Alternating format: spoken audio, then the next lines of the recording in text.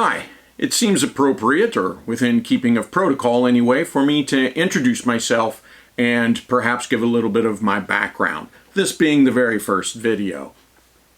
It's my intent to use this video not so much for promotion, but for reference. This way in comments, I don't have to keep writing all this out. I'll just send a link back to this video. All right, let's jump in it. I'm Dr. Christopher Larson, a veteran of the U.S. Army Infantry, founder of One Shepherd Leadership Institute, and author of Small Unit Tactical Doctrine. So recently in the news, we've heard arguments, and I'm not going to mention names, about the use of the word doctor. Doctor so-and-so, doctor this and that. Well, some people get their feathers ruffled. I think that's fair. It's cultural at least. Look, if you're in a restaurant, let's say, and there's a medical emergency, I don't care, it can be pretty much any kind of medical emergency, and someone screams, "Is there a doctor in the house?" You know, the woman with a PhD in French literature would be rather presumptuous and not helping anyone if she says, "Yes, I'm a doctor. Look, it's a medical emergency. We don't need French literature right now." So in some, within certain contexts, that's very understandable.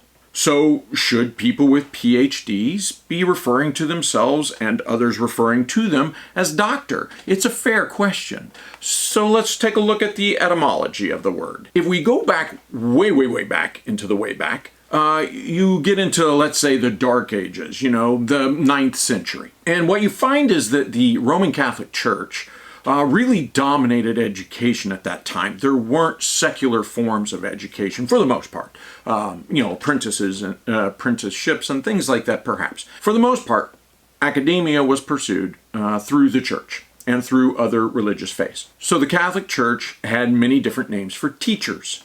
And at the highest level of teacher, they referred to them as a doctor, specifically meaning the teacher of doctrine.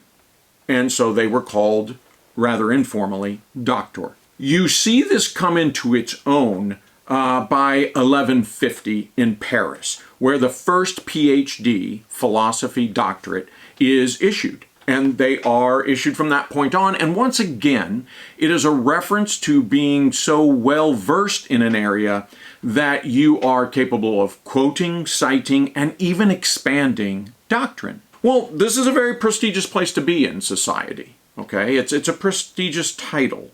And so we fast forward more than 500 years later, and the first medical doctorate is issued in England in 1703.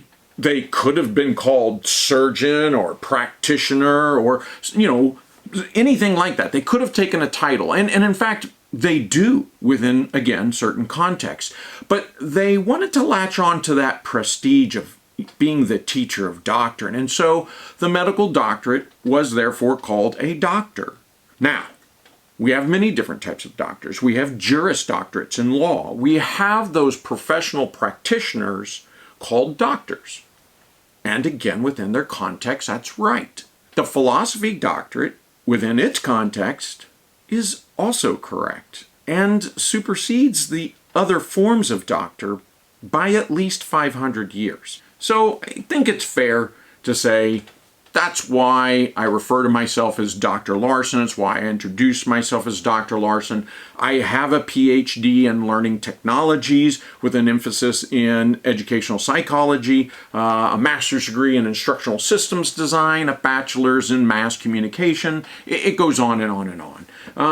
Education never stops, and I'm glad it doesn't. In addition to that, and if I were to nutshell that, I would say this half of my experience, or my lived reality, let me use an academic term there, is in epistemology. Epistemology is how do we know?